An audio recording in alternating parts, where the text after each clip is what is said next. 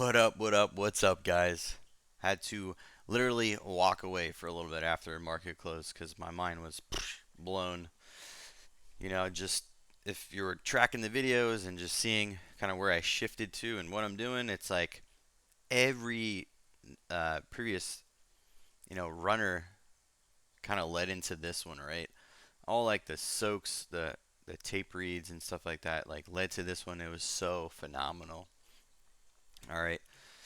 Kind of break some stuff down for you for a little bit, but if you're like you need to go back and watch my videos, okay? Rewatch them, study them, try to understand them. All right, but more importantly, let's break some of this down. Okay, got to zoom in real quick right here. All right, for one, we already caught my attention, right? Because it hit scans, it's on the scanners, it's popping up, it's got some nice volume. All right, definitely, if let me rewind real quick. If you're not understanding how the tape fully traded, it's because of a few things. You weren't watching the whole bull run up, the squeeze, the pullback, how the level 2 is acting, how it was actually forming. Okay, it's a big problem when you're trying to trade a name like this that has so many potential small, sharp pullbacks that could fake you out if you're sizing in too heavy. Okay, so sizing is probably another factor, being late to the game and not fully understanding how the tape is working, right? I think a lot of people too, if you're not really understanding what a bull run is on the tape and seeing how maybe potential MMs or whoever is behind it running it, right? There's someone obviously behind running it, right? The stock had 729, million. It blows my mind away too when I hear people are like, "Yeah, weak market today. It was slow." And maybe on their edge. Okay, maybe their edge, maybe their style is it's probably slow to them. To me, I mean, we had so much volume, so much momentum in this. It was great. Okay, so I watched this whole thing get pushed up. I watched the stall, watched the control walk down, and I saw how the bids were getting a little bit thinner when this was pulling back right there. Okay, yes, they tried it right here. All right, I always talk about something in a couple other videos, or maybe more over in the room. But put a little doji right here. Okay, tape got a little wacky. They tried to force it, and when I say they, maybe some retail, someone tried to force it right here. Did not work. Okay, actually broke the lower wick, fell below it. The biggest thing for me on a small cap name like this, after a big push up and a somewhat of a controlled walk down, right, is VWAP. All right. Not only is VWAP right here, but I mean, guys, this is our regular pivot right here on the 5. Okay. Yeah, it cracked a little bit, but it had so much. I had such a hard time breaking out right here. Broke out above it. Kind of went parabolic real quick. Slowed down. Tape shifted. Cool. Saw the control. Came down. Consolidated again. Really some key points. To me on this one is really this area right here because of how the level 2 and the tape reacted. Level 2 tape kind of say the same thing. Bouncing off this area. Okay, super important. Go back and watch the tape on that one, all right? And again right here. But more importantly, what stuck out to me was this one right here. Okay. Oops. This one right here. Zoomed in too much, but it's going to be this candle right here. Your 1143 candle. If you didn't watch this, consolidate how the tape reacted to this zone level VWAP, whatever you want to call it, name it. And then again right here, and then especially right here, it was phenomenal. All right. After I saw this, this is when I started to literally just start slamming, loading, loading, and loading and loading. Had a pretty nice, it was almost pretty much 0.18 average. All right, and this thing, after this happened, right around 11:48, or sorry, 11:49, that's when that first quad came in. It was just enough so that it can meet anything, any pressure, or any quote unquote small little stuffs or profit taken, and then we started to open up, and then that bidder was insane throughout this whole entire run up. You know, they showed their hand so many times it was so easy to read.